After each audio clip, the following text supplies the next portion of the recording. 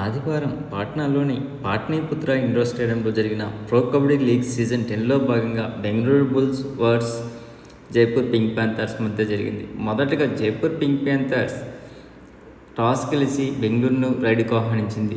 మొదటి రైడ్కు వచ్చిన Monu empty ride చేశాడు. తర్వాత రైడ్కు వచ్చిన Jaipur pink Panthers star rider Arjun Deswal bonus point రూపంలో ఒక పాయింట్ తెచ్చాడు.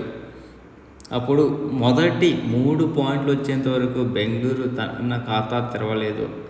తర్వాత అర్జున్ని థర్డ్ రైడ్లో అవుట్ చేసి 3-1తో తను అలవిలోకి వచ్చేది బెంగళూరు బుల్స్. కానీ ఈ మ్యాచ్లో ఇద్దరు పోరాపోరుగాడారు. రైడర్ల కంటే డిఫెండర్లే ఈ మ్యాచ్లో అద్భుతాలు సాధించారని చెప్పడంలో ఎటువంటి అతిశయోక్తి లేదు. ఓవరాల్గా మ్యాచ్ ముగింపు సమయానికి 28-28తో టైగా నిలిచింది.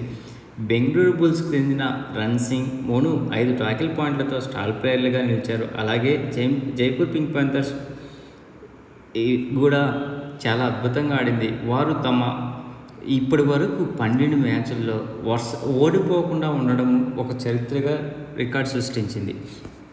జైపూర్ పింక్ ప్యాంథర్స్ మొదట చాలా మంచిగా ఆరంభం చేసింది.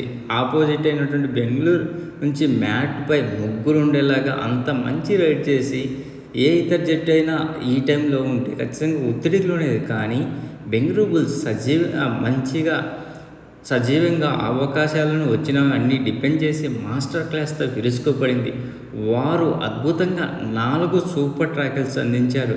రన్ సింగ్ మరియు మోను నుండి ఒక్కొక్కరు 2 ఆల్అవుట్లు అయ్యే టైంలో సూపర్ ట్యాకిల్ చేసి 18వ నిమిషంలో 15-10 వద్ద ఆధిక్యాన్ని సంపాదించారు. డిపెండింగ్ ఛాంపియన్లు తమ రైడింగ్లో తలపడ్డారు. మరియు అర్జున్ దేశ్వాల్ మొదటి హాఫ్లో కేవలం ఒక్క రైడ్ పాయింట్ మాత్రమే చేయగలిగాడు. అంటే మనం ఒకసారి ఆలోచించవచ్చు, ఈరోజు ఎంత టఫ్ ఫైట్ ఇచ్చిందో బెంగళూరు. అంత స్ట్రాంగ్గా అనిపించింది డిపెండింగ్. అతను 23వ నిమిషంలో మొదటి ఆల్అవుట్ చేశాడు.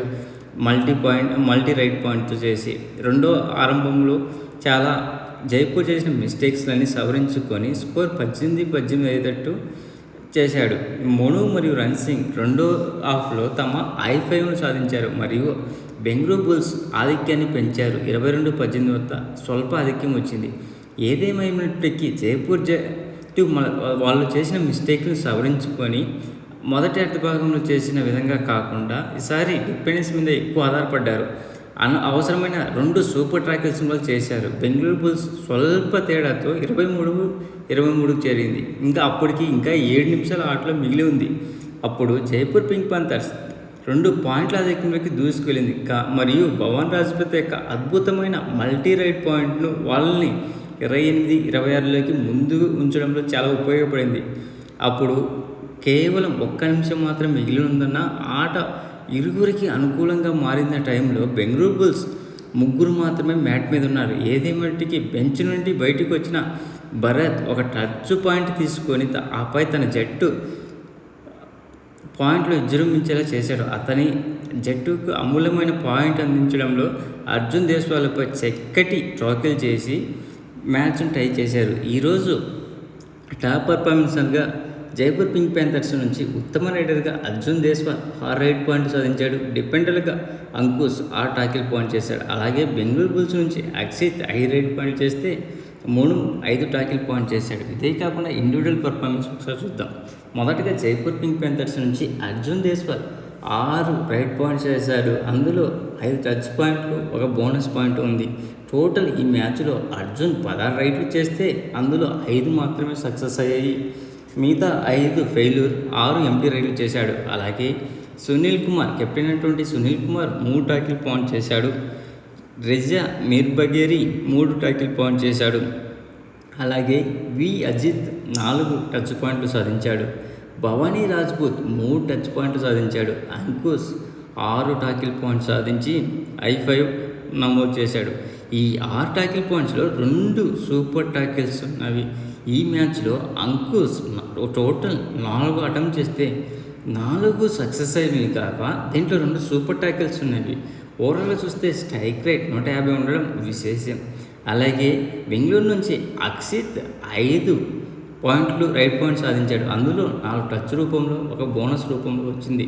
సుజిత్ సింగ్ ఈరోజు కేవలం 1 ట్యాకిల్ పాయింట్ మాత్రమే సాధించాడు. సుశీల్ 3 పాయింట్లు సాధించాడు. అందులో 2 టచ్ రూపంలో, 1 బోనస్ రూపంలో వచ్చింది. మోను ఈరోజు టోటల్ 6 పాయింట్స్ సాధించాడు. అందులో రైడింగ్ నుంచి 1 బోనస్ రూపంలో వచ్చింది. మిగతావి 5 ట్యాకిల్ రూపంలో వచ్చినవి. సో ఇతను I5 సాధించాడు. అంతేకాకుండా మొదటి అర్ధ భాగంలోనే ఇతను 2 సూపర్ ట్యాకిల్ చేసి ఔరా అనిపించాడు. సౌరభ్ నందల్ 2 ట్యాకిల్ పాయింట్స్ సాధించాడు. రాన్సింగ్ 5 ట్యాకిల్ పాయింట్ చేశాడు. సో తిను కూడా ఈరోజు I5 సాధించాడు. అంతేకాకుండా ఈ I5లో 2 సూపర్ ట్యాకిల్స్ ఉన్నవి.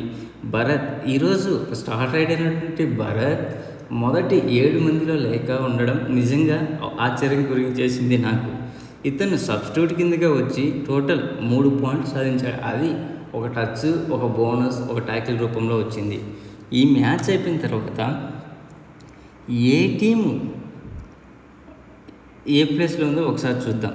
పాయింట్ల పట్టిక పరంగా చూస్తే మొదటి ప్లేస్లో జైపూర్ పింక్ ప్యాంథర్స్ 16 మ్యాచ్లకు గాను 11 గెలిచి 2 ఓడిపోయి 3 టైతో 66 పాయింట్లతో అగ్రస్థానంలో ఉండగా, పూనేరి పల్టన్ 15 మ్యాచ్లకు గాను 63 పాయింట్లతో సెకండ్ ప్లేస్లో ఉంది.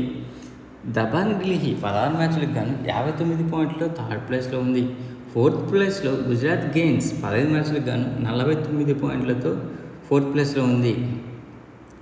పాట్నా పైలట్స్ 16 మ్యాచ్లకు గాను 45 పాయింట్లతో ఫిఫ్త్ ప్లేస్లో ఉంటే, హర్యానా స్టీలర్స్ 15 మ్యాచ్లకు గాను 45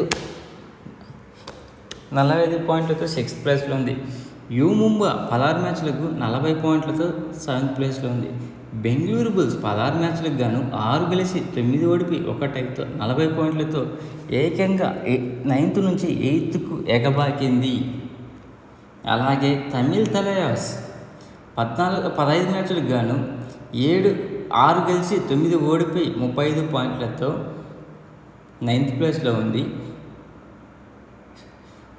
బెంగాల్ వారియర్స్ 15 మ్యాచ్లకు గాను 6 గెలిచి 38 పాయింట్లతో 9th ప్లేస్లో ఉంది.